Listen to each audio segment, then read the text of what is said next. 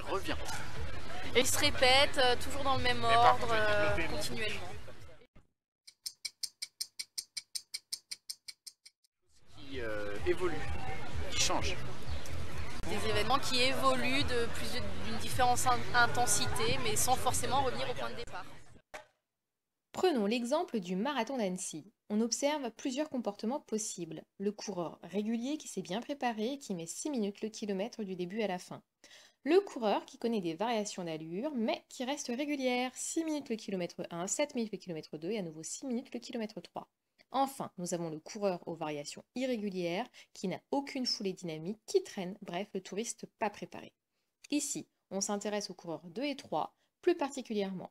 Le coureur 2 court de manière cyclique, le coureur 3 connaît des fluctuations. Mais quel rapport avec l'économie? Prêt à comprendre? Un cycle en économie correspond à des variations régulières des 4 phases. Expansion, crise, récession-dépression, reprise. Et hop, ça reprend de même ampleur.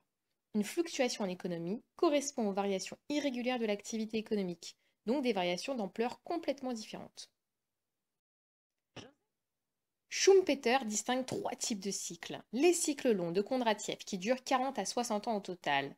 Une innovation majeure, par exemple la machine à vapeur, va booster l'économie, permettre une augmentation de la production, phase d'expansion. Puis c'est la routine, l'économie patine, phénomène de crise, phase de récession jusqu'à la prochaine grande innovation, par exemple l'électricité.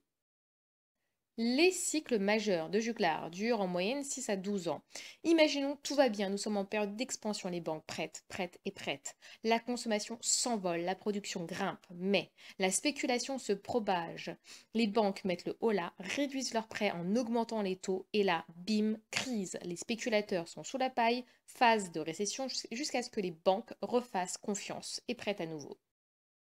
Les cycles kitchen ou mineurs, ce sont des bébés cycles de moindre ampleur, environ 40 mois. En période d'expansion, tout va bien, les entreprises accumulent des stocks pour répondre à la demande, mais à un moment donné, la production sera supérieure à la demande.